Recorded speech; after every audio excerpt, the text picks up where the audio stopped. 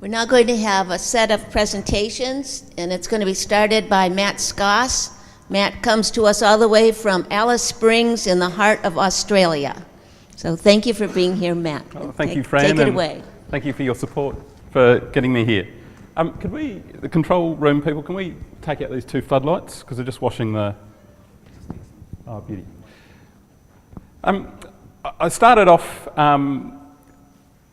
basically my context, I work in a senior secondary college now. I was in a middle school, year 7 to 9, now moving with, working with year 10 through to 12.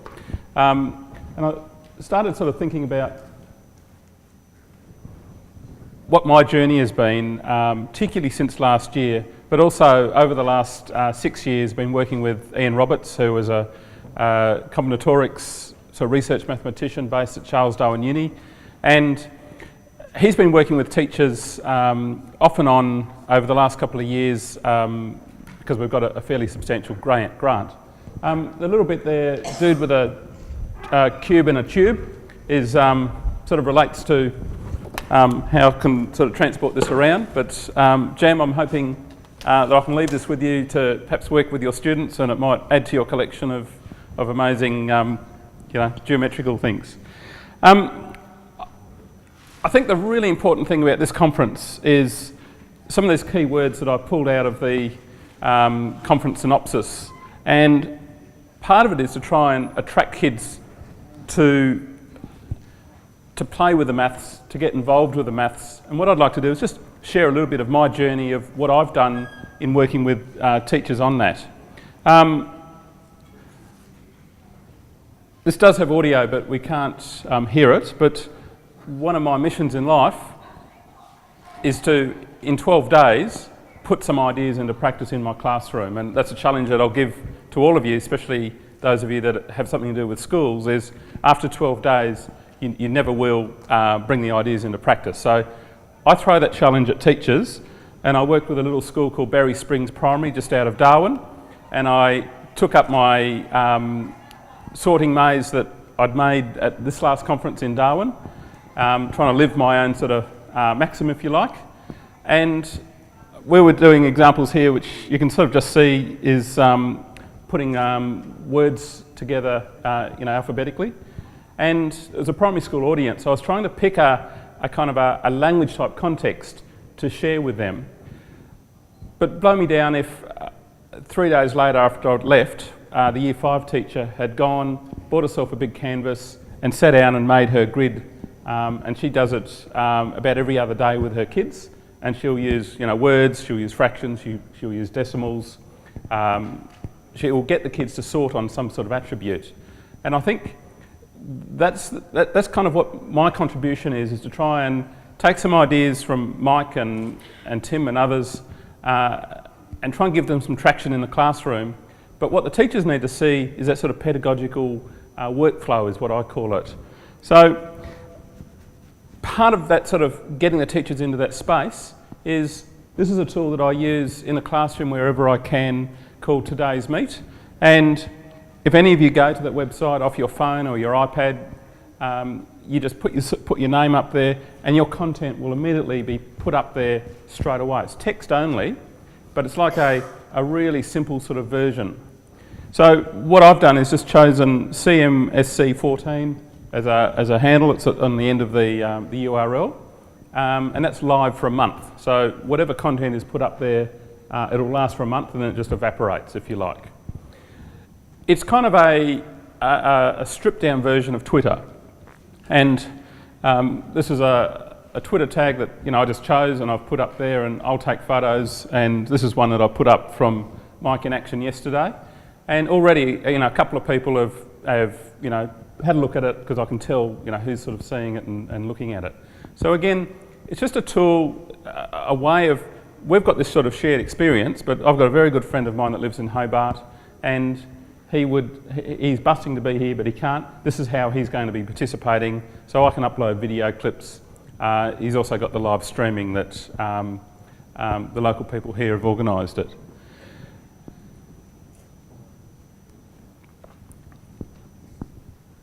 This is the space that I'd like to get kids into, but quite a few publications sort of coming out, but I still think we need to sort of take one step back, and like the title of the book that Mike collaborated on, Computer Science Unplugged, I think at some point we've got to get the kids away from a computer screen and actually exploring some mathematics with a juicy sort of story shell wrapped around it. So this is kind of my journey, this is what I do, and I certainly trial the activities myself. But I'm not really trialling them because I'm actually discovering them as well. Whoops. I'm exploring the activities because there'll be some little bits that I suddenly trip over something and I don't quite understand it, and I've got to go back and revisit it. And that's a big challenge to try and get classroom teachers to actually explore ideas that are new to them. Teachers sort of go into the classroom with this sort of mindset, I know everything about this problem. And I think a good problem is something that actually has something lurking there for the teacher, so the teacher is also a learner themselves. The other thing I try really hard to do is to just develop resources. So this little activity we'll try and do, but something to do with grey codes. But I've got that as a file. The whole idea is busy teachers, why would they want to produce it? They want to just take it and then sort of get in and work on it. In Alice Springs and Darwin, for 6 years in a row, we've run a maths camp, one just north of Alice Springs and one just south of Darwin in Australia. And we'll have anywhere from 30 to 70 kids just working on what I call juicy mathematical problems. And we've had several mathematicians working on those. And the idea is the mathematicians kind of work with classroom teachers, and they expand the horizons of the teachers. But the teachers kind of have that pedagogical aspect of how do we give this, how do we give it legs in the classroom to make it happen. And sometimes some of the kids, they need a fair bit of scaffolding. So if we're dealing with kids that have never ever met a three-dimensional sort of location system before, it needs a few prompts, it needs a few scaffolds to make that happen. And in terms of methodology, mini whiteboards are a big hit for us, and this is just a new version of mini whiteboards, in that as a teacher you can just put in any resource that you like. So if I was to pick the resource that Mike was working with, I could slide that in, and then just to use whiteboard markers to make notations. It's quite liberating. Actually, here's Mike's thing that he used. So yeah, just putting that inside, and suddenly it allows a whole lot of other behaviours. So I've been I source them and I find them really, really useful for the methodology. And part of our focus, because of a grant that we got, is to try and get some remote Indigenous and regional Indigenous kids involved in doing maths. And unfortunately, the preoccupation with arithmetic and teachers' lack of knowledge about any other mathematics beyond arithmetic kind of means that these kids miss out on an areas of maths that they could potentially be really, really good at, and just do it for the pleasure of doing it. So just a few little snapshots of some of the work that we were doing with kids arising from some problems at the maths camp. And this boy, he's 14 or 15. Because he had something physical to work with, he was starting to get into tree diagrams and doing an area of maths that, following the traditional sort of school curricula, he wouldn't get anywhere near where that was. So we just have the kids working in groups, but we also have, and again inspired by what I first saw at the first conference in Darwin, some big tarpaulins, and I'm sort of busy working with teachers making a collection of these so that they've got the resources to go and make it all happen in the classroom. Some of the problems, they're absolutely new to me, and again it's sort of kind of where mathematician meets classroom teachers, and I think that joining is really fruitful and really rich potential. And I see so many teachers that they actually don't know what mathematics is themselves, but they have absolutely nothing to do with mathematicians. And I think Australia in particular really needs to do some work in this area about getting the two together. So it's just a really interesting problem, but we won't sort of explore that one now. really popular part of the maths camps is introducing the kids to a bit of programming in robotics, and they just make little routines, and in this case the challenge that the kids have been set was to push the chocolate bars off the edge of the table, and if their robot was able to do that, well, they got to eat and have the chocky bar. Now, getting onto grey codes, and again, a year ago I'd never heard of grey codes. I've done a lot of work with cubes with kids, but a very traditional sort of fare. So my sort of approach with the kids is, and the work that I'm doing with teachers, is to try and sort of show them sort of different sort of ways of approaching the problem to kind of give it carriage in the classroom. So just introducing teachers to the idea, and kids, of just a one-bit change, so just changing one section and making a bit of progression. And so my approach in the classroom is to actually give the kids some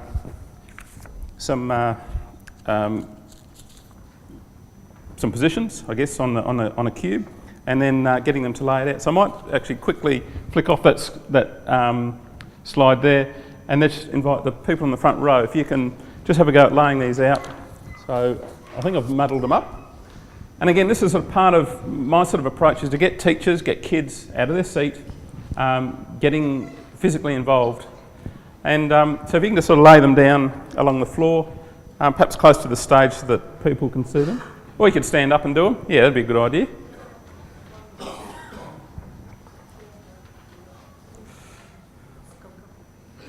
So if you can face your audience, and who's at the origin? The least important person out here. So if you can go to the far left there.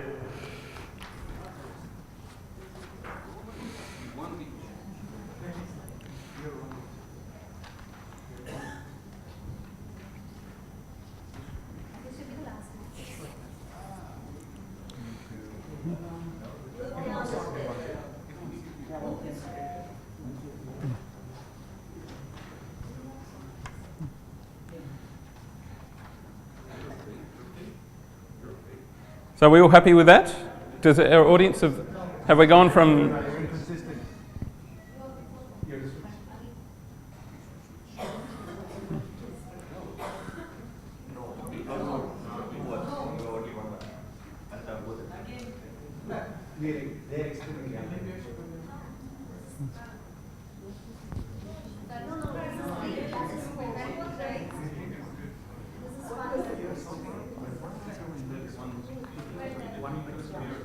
One bit change, yeah. Yeah. Okay, is the audience happy now? So who needs to change?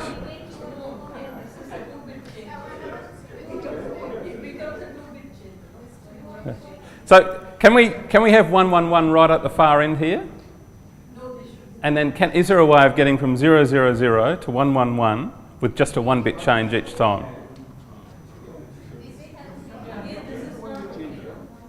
So audience, be really bossy.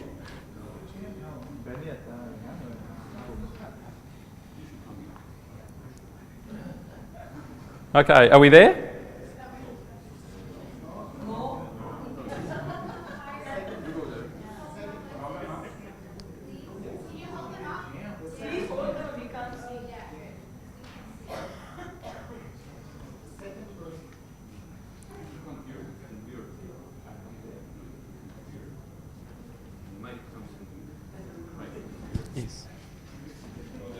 I'm late for the session. Are we there? All right. Round of applause.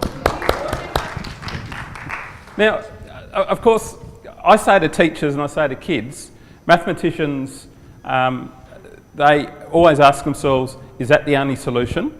And then the second question they always ask themselves, how many solutions are there? So we won't do it now with this, but while the people are still up there with the cards, we could ask them, could you now form into a different arrangement that gets you from 000 to 111? So what I've done with kids, because kids need to see that more than once, teachers need to see it more than once, so we need to have the resources where they can actually physically move stuff around. Yes, we could do it by writing it down, but I think just having the cards where people can hold them and move around, it's a way of getting the audience to participate, to be giving the instructions. But that's the workflow that I talk about in the classroom, is how do we make it happen so it's easy, it's memorable? Because that's the other thing. I'd like to create what I call, or what John Mason from Oxford University calls, a brief but vivid description. Those kids need to have a little movie in their heads that we could just show one of those cards, and in 10 years' time, they would re-enter their memory and this little shared experience that they've had with their classmates. So, what I also like to do is try and take little areas of maths that don't appear to be linked and link them together. So again, again with kids, what's a cube? They all know it's three-dimensional, but they don't kind of know how three-dimensional relates to two-dimensional to one-dimensional, etc. So just to sort of try and have a bit of an animation, and this animation needs a little bit more work, but to try and build the kids up to going from a single point to a line to a square to a cube, and then finally to a hypercube. I need to do a bit of work on it, but it's seeing how ideas are related. I think is a really important sort of field of mathematics that school kids just totally miss out on because of the nature of our sort of curricula. So to have that little picture in their mind, and then sort of to be linking it to a table where they're going to explore other properties, I think is a really important opportunity to kind of unpack with kids slowly over time. So again with a cube, I'm a big fan of, if the kids have never met it, is actually, stick down the axes, put down the labels, so they've kind of got a bit of a way of how it works.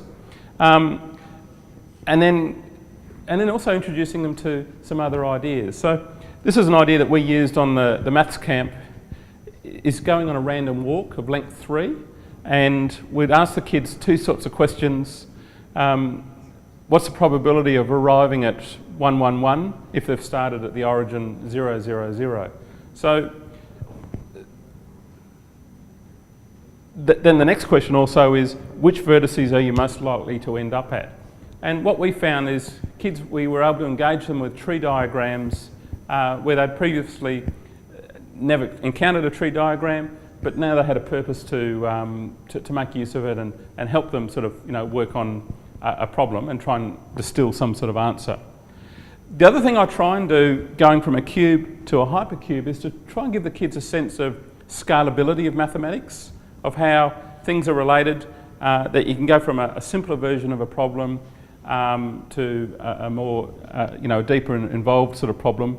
And going back to the grey codes, this is a slide that's a little bit out of order, but those people that were lined up, this was sort of the pathway, and for kids to realise that all they have to do is find different ways of traversing a cube without revisiting a vertice on a cube, and suddenly they've got a physical sort of image of what's actually happening with lining up those cards out the front.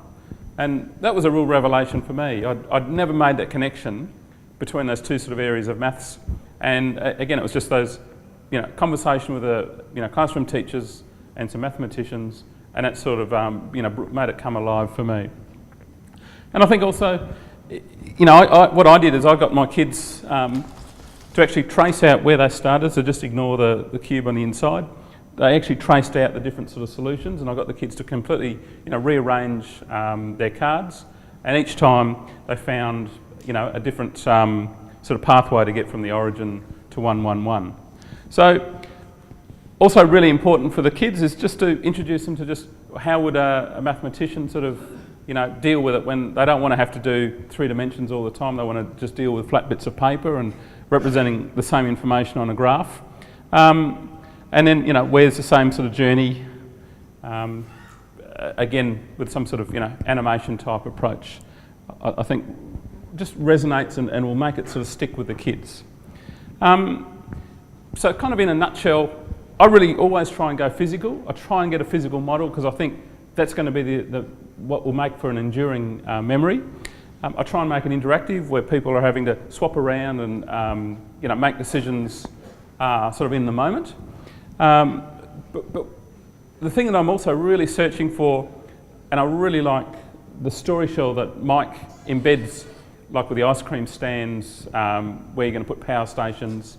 The story shell is a really important thing in school mathematics, to kind of take an abstract bit of mathematics and give it sort of a, even if it's a contrived story, like muddy roads, it's really important to try and bring that into the problem.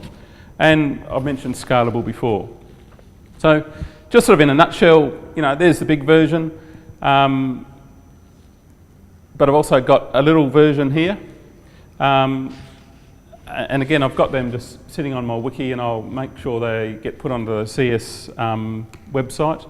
But that's kind of really small print, but it's really important for the kids to have a practice at doing that back at their desk, because I think kids need practice at stuff.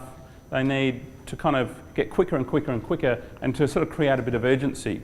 So the first time I did it with kids, we spent 20 minutes getting them in order, but with a little bit more practice with just this little paper strip, they were able to do it in sort of 30 seconds. They'd sort of internalise what the problem was about, and were able to do it. So that's sort of my sort of approach to it. Kids love. So that's me sort of, pulling that apart. But the problem I'd like to leave you with, I don't know why that's not going.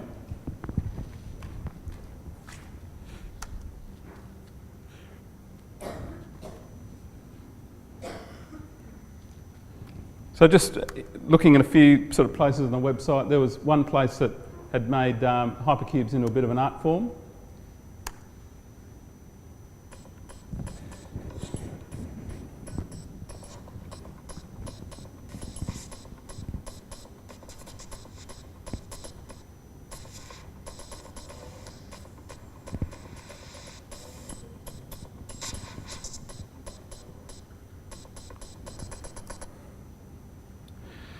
So this is the problem that, I think if we're going to be on time, I won't sort of leave you with, but I perhaps might leave it with you to just sort of have a bit of a play around with.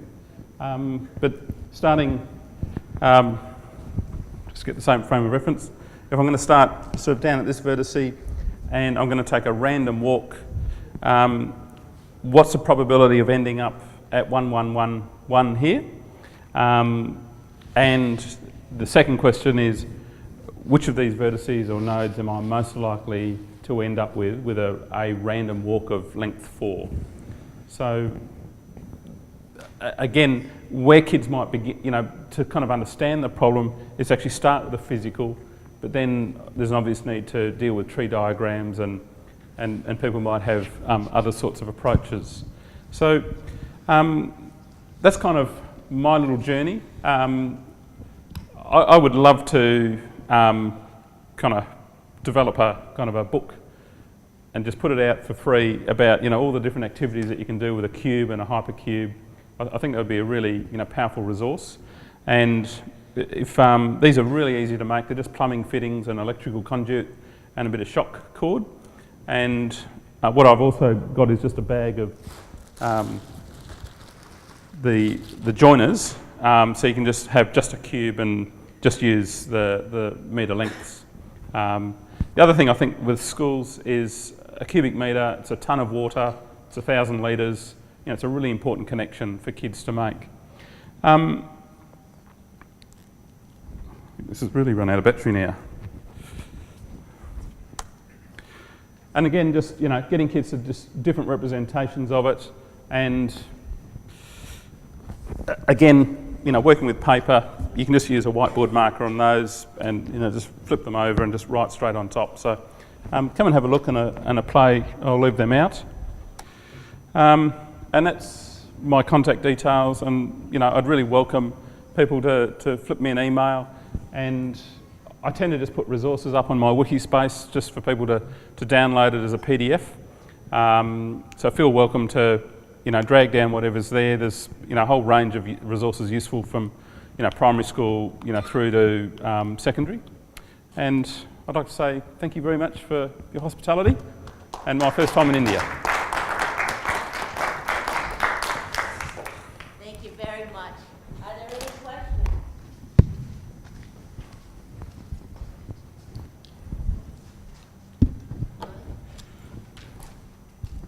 So me and Benny are sitting here wondering, how much would you sell one of those for? I haven't worked out the cost, but I suspect it would be under $80. Of course, postage is a different matter to Copenhagen. Right. Well, sign us up for 2 of those. Okay, we'll work it out. One to Tel Aviv. Yeah. I'll send it by sea mail, that way it'll be a bit cheaper. But to be really honest, if you could source the bits yourself, probably the trickiest bit is doing the elastic bit. Like I saw a hardware shop here and it had lengths of that electrical conduit. This is maybe a bit off topic, but this goes to, maybe we should talk about it later, but there's a really tightly related beautiful result in math called Winkler's construction. Yep. It has to do with the distance that you must traverse here and how to encode it. Okay. You haven't heard of that one before? I haven't, and I wouldn't mind have an talking about it in the exhilarating next couple of thought. days. Yeah. Okay. Thank you. And I guess that's a bit of the story. My mathematics compared to everyone in the room is really low, and it's the fact that you're aware of this other stuff. It's the collaboration that I think is super important of classroom teachers collaborating with really serious mathematicians. So we will collaborate. Anybody else? Mike? I think you can you count the number of different grade codes from 000 to 111 in the different dimensions with a kind of recursion? Is there a recursion for counting the number of distinct? Well, I figured there was Do you guys know? six on a cube, so dimension 3, there was 6 different possibilities, 6 different arrangements, and I'm presuming there would be 12. I'm trying to ask 24. if you knew the number for 3 dimensions, then is there a recursion for 4 dimensions, and then if you know for 4, for 5, and so on? I mean, recursive counting would be pretty interesting at the junior high school level. Yeah. Well, is it 3 factorial for a cube and 4 factorial for a hypercube?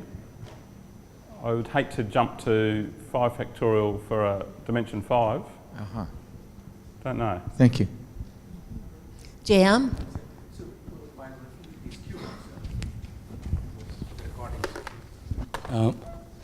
Have you also looked at counting the faces of these cubes? Look, we've sort of, in a lesson in the moment, that might be one of the tasks that we offer the kids. But probably what I haven't done is related that back to, grade codes and, No. and, I'm just talking about just counting phases. Yeah. Because that might be a very nice activity as well. Absolutely, yeah. No, for sure. Okay. And another question is about when you were doing the math camp, what was the reaction of teachers? I mean, children had a lot of fun, I could see, but what about the other teachers, and how has it been? I mean, I would say it's like an awakening for the teachers. Most teachers are not mathematicians, and when they get presented questions from a mathematician's perspective, that really is quite an awareness-raising sort of process and journey. A lot of it depends on their energy and how busy they are in terms of their capacity to take in those ideas. But what we're finding, and like I've done workshops with teachers all around the country, I sometimes have to do the same activity 2 or 3 times before the teachers get it and have that kind of confidence to give it a run in the classroom. So, and also just the last thing I wanted to just leave with, and people can just pick them up at the next break maybe, is the sheets for the little cards. So feel welcome to grab a copy. You'll need one of each of those. Anyone else? Let's give, oh yes, one more here, question.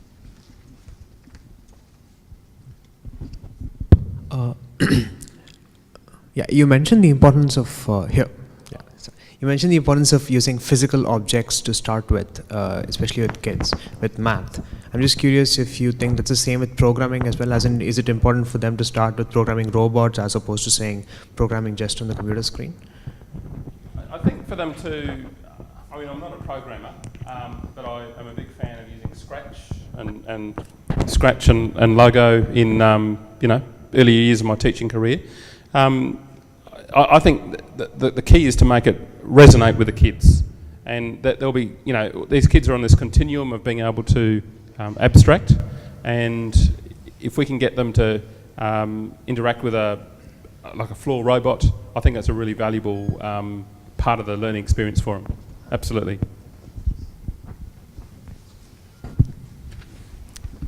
Thank you, Matt. Let's give Matt another round of applause.